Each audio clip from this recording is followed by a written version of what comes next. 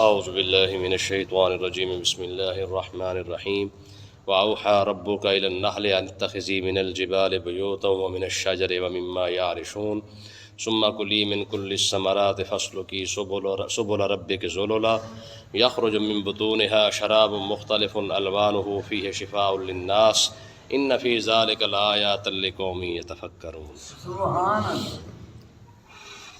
سوال یہ تھا کہ جب انسان فوت ہو جاتا ہے، اس کو دفنانے کے بعد جب اس کا ذرہ ذرہ ہی ختم ہو جاتا ہے تو پھر اللہ تعالیٰ قیامت والے دن انسان کو کیسے کھڑا کرے گا، کیسے وہ زندہ ہوگا؟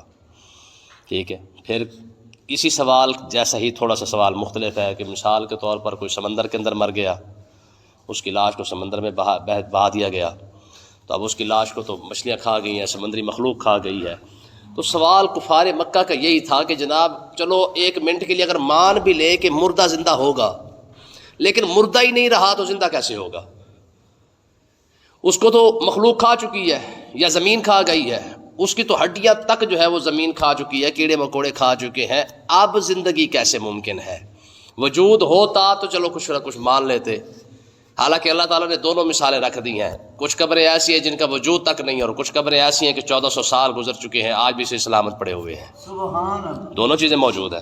لیکن ان کا سوال یہ تھا کہ چلو جی ایک منٹ کے لیے آپ کی یہ بات مان لیتے ہیں کہ یہ ٹھیک ہے مرنے کے بعد زندہ ہونا ہے، لیکن مردہ تو ہے ہی نہیں، وہ تو ذرے کے ساتھ ذرہ ہو چکا ہے، ختم ہو چکا ہے وہ۔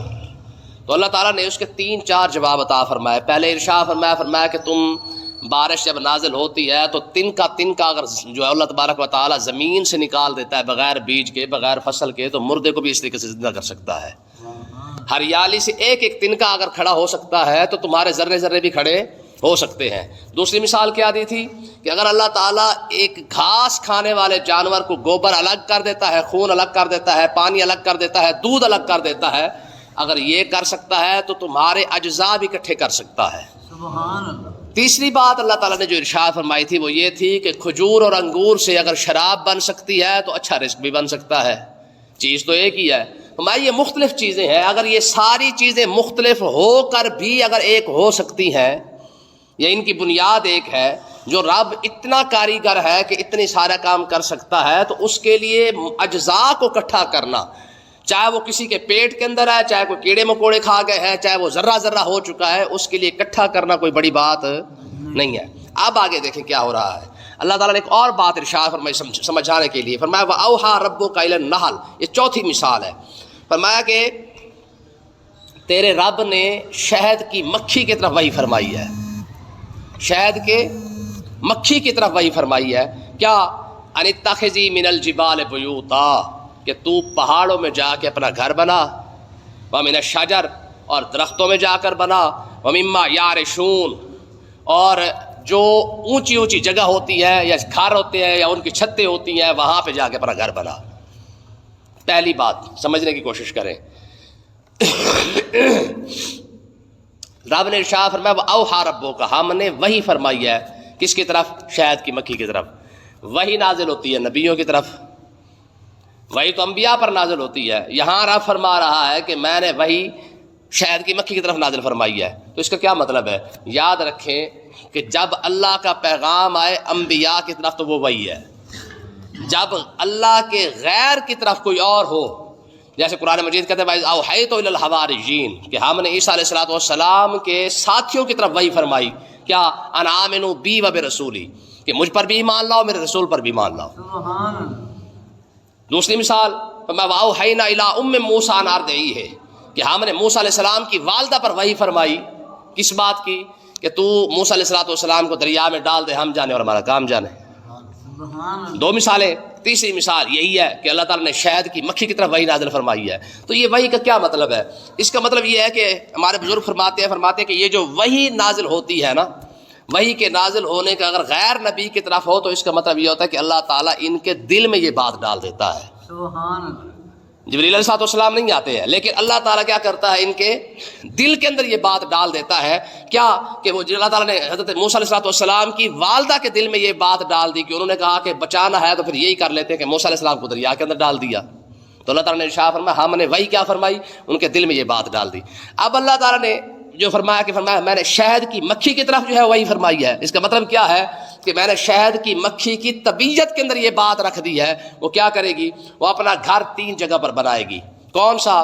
ایک تو پہاڑوں میں بنائے گی، جنگلات کے اندر، ٹھیک ہے، جو بڑے بڑے پہاڑ ہوں گے وہاں پر. اور دوسرا وہ میں نے شجر، درختوں پر جا کے بنائے گی. آپ دیکھ لیں شہد کی مکھی کا جو کیا ہوتا ہے، چھتا ہوتا ہے، وہ جب بھی آپ کو نظر آئے گا وہ تو کسی نہ کسی درخت پر ہوگا.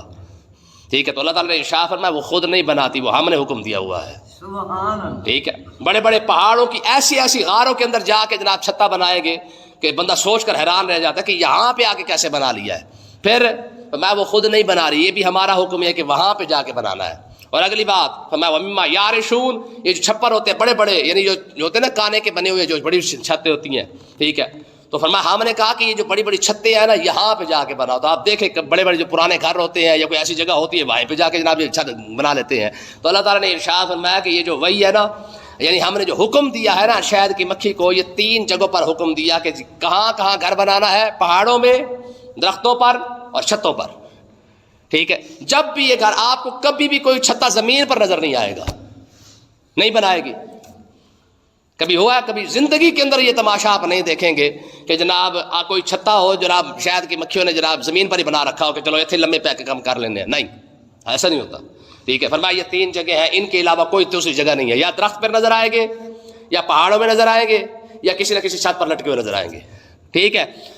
اچھا، پھر ہم نے کیا حکم کیا دیا؟ یہ تو ہو گیا نا کہ ان کو گھر بنانے کا ہم نے حکم دیا کہ تم نے اپنا گھر یہاں بنانا ہے.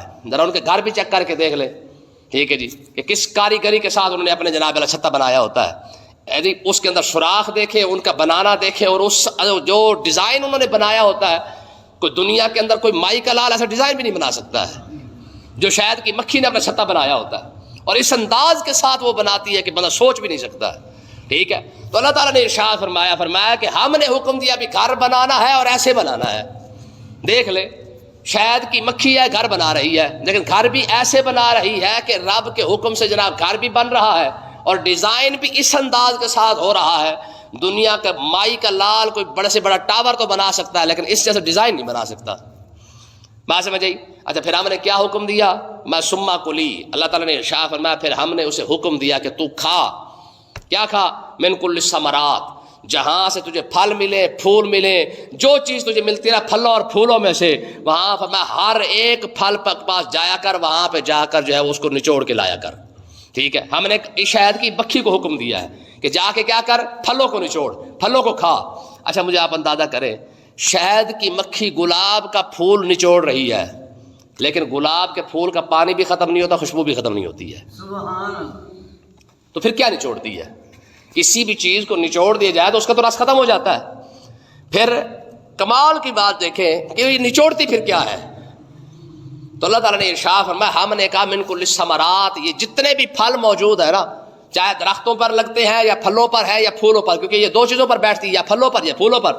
ٹھیک ہے، تو ہمارے بزرگ فرماتے یہ جو صبح سویرے، چاہے گرمی ہو چاہے سردی ہو، صبح سویرے وہ جو تھوڑی ہلکی جو ہوتی ہے نا، کیا کہتے ہیں اس کو، شبنم جو پڑی ہوتی ہے پتوں پر، فرمایا اس شبنم کے اندر ایسے ذرے موجود ہوتے ہیں کہ جب وہ شبنم گرتی ہے نا پتوں کے اوپر، تو یہ اسی ذرے پر، وہ اس شبنم کے اندر، جو ذرے کے اندر وہ ایسی چیزیں موجود ہوتی ہیں، وہ ذرات موجود ہوتے ہیں. شبنم بے شک گر بھی جائے نا، وہ ذرے وہیں پر موجود رہتے ہیں. شہد کی مکھی آتی ہے، وہ ذرے کھا کے جاتی ہے.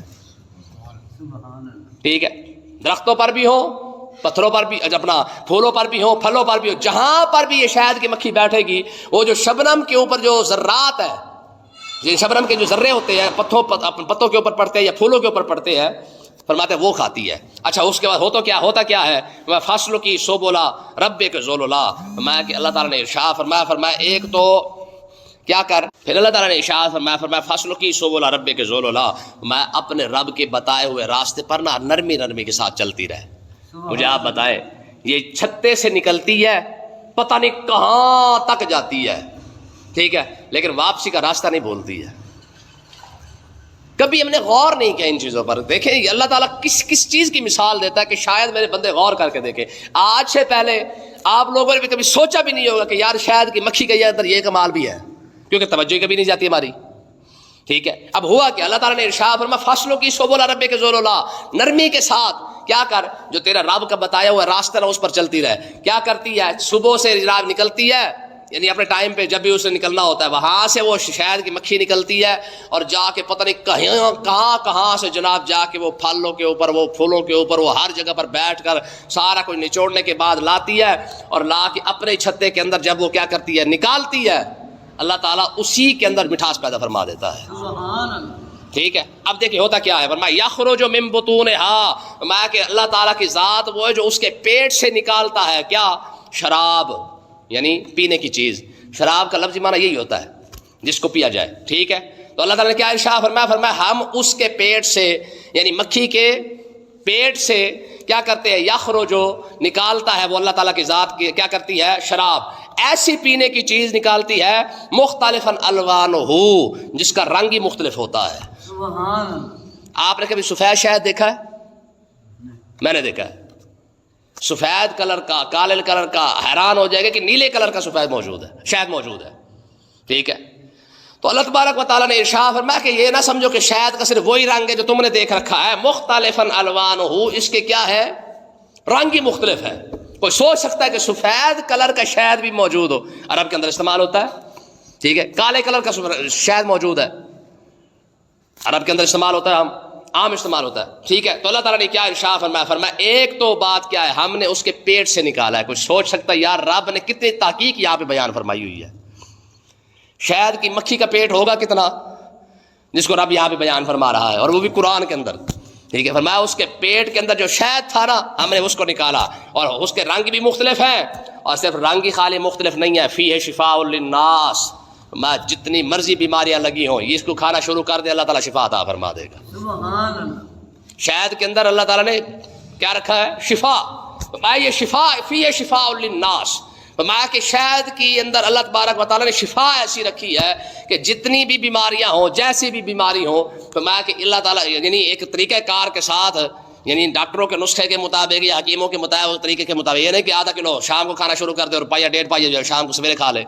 ٹھیک ہے جی. تو چیز ظاہر ہے وہی اچھی ہے جو ہاضمے کے مطابق ہو. ٹھیک ہے. تو اللہ تعالیٰ نے ارشاد فرمایا اس کے اندر کیا ہے؟ فیہ شفاء للناس، لوگوں کے لیے شفا ہی شفا ہے. ہاں پر استعمال ویسے کرے جیسے کرنے کا طریقہ ہو. ٹھیک ہے جی. شفا کا مطلب یہ تھوڑی ہے کہ بندہ جیسے اٹھائے اور کھانا شروع کر دے یا پینا شروع کر دے، نہ، ایک طریقہ کار ہے. آقا علیہ الصلوۃ والسلام کے پاس روم سے نا ایک ڈاکٹر آیا تھا، حکیم. وہ 6 مہینے دکان لگا کے پڑیاں بنا کے بیٹھا رہا مدینے پاک کے دربار میں، اپنا بازار کے اندر. ٹھیک ہے. 6 مہینے کے بعد اس نے پڑیاں شوڑیاں ڈبیاں شبیاں اکٹھی کی اور ناب والا کپڑے شپڑے کے اندر باندھ کے، گنڈنی باندھ کے سر پہ رکھی اور حضور کی بارگاہ میں حاضر ہو گیا. کہ حضور اجازت. حضور نے فرمایا خیریت. کہہ رہا جی واپس جانا ہے. حضور نے فرمایا بھی تو آیا تھا ہمارے مریضوں کو ٹھیک کرنے کے لیے. کہہ رہا جی کوئی بیمار ہو تو ٹھیک کروں نا. 6 مہینے ہو گئے بیٹھا ہوا، کوئی ایک بیمار بھی نہیں آیا ہے، بیماری کوئی نہیں ہے. ٹھیک ہے جی. وہ ان کو پتہ نہیں تھا بھی یہاں پہ آ کے دیکھتا ٹیسٹ کروانے کے لیے جناب لائن لگی ہوتی، پھر پتہ چلتا ڈاکٹر بتاتے ہیں ہاں جی وی ٹیسٹ پہلے ادھر سے کروا کے آ، پھر وہ لیبارٹری غلط رہا. ٹھیک ہے جی. دوسرے ڈاکٹر کے پاس جائے پھر ادھر سے جا کے ٹیسٹ کروا کے آئے. ہمارے ڈاکٹر تو اتنے خیر سے بیٹھے ہوئے ہیں نا. تو اس نے کہا جناب ایک بندہ بیمار نہیں ہو 6 مہینوں کے اندر، کیا کروں یہاں پہ بیٹھ کے. لیکن سمجھ نہیں آتی ہے کہ مدینے پاک کے لوگ بیمار کیوں نہیں ہوتے. اب حضور نے یہ نہیں ارشاد فرمایا میں نے تو پتہ کوئی نہیں، میں تو اللہ کا نبی ہوں، اب مجھے کیا پتہ کیوں نہیں بیمار ہوتے، لوگوں سے جا کے پوچھ لو. لیکن نہیں، آقا علیہ الصلوۃ والسلام نے ارشاد فرمایا تم جانتے ہو کہ ہم بیمار کیوں نہیں ہوتے؟ یا رسول اللہ کیوں بیمار نہیں ہوتے؟ حضور نے ارشاد فرمایا ہم تب کھاتے ہیں جب بھوک لگی ہوتی ہے، اور بھوک رہتی ہے چھوڑ دیتے ہیں. اس نے کہا خدا کی قسم اسی ایک جملے کے اندر پوری طب موجود ہے. جو بندہ تب کھائے جب بھوک لگی ہو اور تب چھوڑ دے جب بھوک رہتی ہو، میں ساری زندگی کے اندر نہ بلڈ پریشر، نہ ہارٹ اٹیک، نہ سر درد، نہ شوگر، نہ فلانی شے، نہ فلانی شے، نہ فلانی شے، میں ہو گئی کبھی نہیں. اب مجھے آپ بتائیں 2 جملوں کے اندر کریم آقا علیہ الصلوۃ والسلام نے ساری طب بھی بیان فرما دی ہے. ہمارا کیا ہے؟ یہ بریک فاسٹ ہے، یہ لنچ ہے، یہ ڈنر ہے، اوپر سے سپر بھی آ گیا. اب تو سپر بھی ہے، یعنی کھانے سے مرنے سے پہلے بھی ہم نے کھا کے مرنا ہے رات کو. یعنی مطلب کیا ہے کہ اسلام یہ کہہ رہا ہے کہ تب کھاؤ جب بھوک لگے، اور ہمارا نظام وہ کہتا ہے جی سویرے اٹھو، ٹھیک ہے جی، بس دندی شندی دے ہوتے کوئی مار مور کے نا برشی، ٹھیک ہے، پلاسٹک والی مسواک تک کر دے کوئی نا آپ، کیونکہ آپ ماڈرن قسم کے لوگ ہیں، ٹھیک ہے جی. اب تو پلاسٹک والی دندی اٹھا کے برش لا، یا ادھر بھی جا رہے تھے ادھر بھی جا رہے ہیں، ٹھیک ہے جی. پھر لے آؤ بھائی ناشتہ، ٹھیک ہے جی. ابھی 3 گھنٹے گزرے، لے آؤ بھائی جناب کیا لنچ پاک، دوپہر کا کھانا، ٹھیک ہے جی. 4 گھنٹے ابھی گزرے نہیں تھے، لے آؤ بھائی پھر کھانا لے آؤ بھائی. اس کے اندر گلخانی بھی شامل نہیں، اس کے اندر چلیسوا بھی شامل نہیں، خوشی غمی بھی شامل نہیں، اور شادی تو ویسے شامل کوئی نہیں ہے. یہ تو گھر کے کھانے ہیں ہمارے خیر سے، ٹھیک ہے جی. رات کا پھر کھانا الگ ہے. اس کے بعد یہ سارے کھانے کھا کے جب بندہ مرے گا، بستر پہ جائے گا، سویرے خیر سے اٹھے گا کیسے؟ بات سمجھ آئی کہ نہیں آئی ہے؟ تو یہ یاد رکھیں، بیماریوں کی بنیاد یہی ہے کہ جب انسان پیٹ بھر کے کھانا شروع کر دے گا کبھی صحت یاب نہیں ہو سکتا ہے. ہاں صحت ہمیشہ یاد رکھیں، یہ صحت کا نسخہ آقا علیہ السلام نے عطا فرمایا. جتنی بھوک لگے، جب بھوک لگے تب کھاؤ، اور جب بھوک رہتی ہو چھوڑ دو. پھر 3 حصے حضور نے ارشاد فرمایا، ایک روٹی کے لیے رکھ لو، ایک پانی کے لیے رکھ لو، ایک ہوا کے لیے رکھ لو. معدے کے 3 حصے کر لو، بندہ ساری زندگی مر جائے گا، بیمار کبھی نہیں ہوگا، ٹھیک ہے جی. اب ہمارے تو میدا خیر سے 6 روٹی بولو پڑا ہوتا ہے، چاول بھی رہتے ہوتے ہیں، اس کو بھی ہم نے تننا ہوتا ہے. اور اس کے بعد بھی جو 2 ڈشیں ہمیں اور نظر آ رہی تھی، میٹھا سویٹ ڈش تو ہماری کھڑی ہوتی ہے نا، وہ ہر کام کے بعد، ٹھیک ہے جی. 3 روٹیوں کے بعد 2 پلیٹوں کے بعد سویٹ ڈش ابھی رہتی ہے. بیماری تو ہونا اور کیا ہونا ہے. تو اللہ تعالیٰ نے کیا ارشاد فرمایا؟ فرمایا فی شفاء للناس، شہد کے اندر شفا ضرور ہے، پر بندہ کب استعمال کرے؟ جتنی ضرورت ہو. اللہ تعالیٰ نے ارشاد فرمایا ان فی ذلک لآیات لقوم یتفکرون، فرمایا کہ یہ ساری ہماری جو قرآن کی آیتیں ہیں، یہ جو نشانیاں ہیں، فرمایا یہ ہر اس بندے کے لیے ہے لقوم یتفکرون، جو سوچ فکر کرنے والی قوم ہے. جس نے سوچنا ہی نہیں اسے کیا نظر آنا ہے؟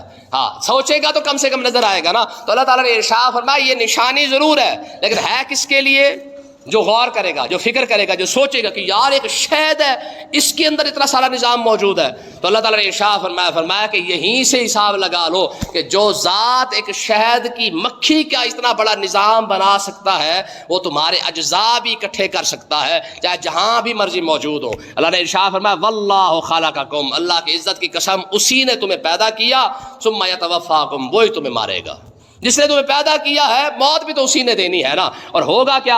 وَمِنْكُمْ مَنْ يُرَدُّ إِلَىٰ أَرْذَلِ الْعُمُرِ، فرمایا کہ تم میں سے کچھ وہ بھی ہوتے ہیں جو ارذل العمر پہنچ جاتے ہیں، یعنی ایسی عمر کو پہنچ جاتے ہیں لِكَيْ لَا يَعْلَمَ بَعْدَ عِلْمٍ شَيْئًا، ان کا جاننا نہ جاننا برابر ہوتا ہے، جاننے کے باوجود بھی انجان بن جاتے ہیں. یعنی انسان اتنا بڑا ہو جاتا ہے، سب کچھ پتہ ہونے کے باوجود بھی اسے کچھ سمجھ نہیں آ رہی ہوتی. جب ہم کہتے ہیں یہ جو ہمارے الفاظ ہوتے ہیں نا کہ بابا لڑ گیا بھائی ہن بابا جاوے تو جان چھٹے، یہ وہ عمر ہے. تو اللہ تعالیٰ نے ارشاد فرمایا کہ آقا علیہ السلام نے پناہ مانگی ہے، ایسے بڑھاپے سے حضور نے پناہ مانگی ہے جو ارذل العمر پہ بندہ پہنچ جائے، یعنی جہاں پہ بندے کا دماغ ہی ختم ہو جائے، سوچ ختم ہو جائے، گھاٹے نفع کا پتہ نہ چلے، ٹھیک ہے جی. آقا علیہ السلام یہ دعا مانگا کرتے کہ یا اللہ مجھے ایسی عمر سے محفوظ فرما، ٹھیک ہے. یہی وجہ ہے کہ صحابہ کرام کہتے ہیں کہ اللہ تعالیٰ نے اپنے محبوب کو بڑھاپے کا عیب نہیں لگایا، یعنی حضور بوڑھے ہوئے ہی نہیں، بڑھاپے سے پہلے آقا علیہ السلام کا وصال ہوا ہے، ٹھیک ہے جی. صحابہ کرام کہتے ہیں کہ ہم جانتے ہیں کہ حضور کی داڑھی مبارک کے اندر کتنے بال سفید تھے؟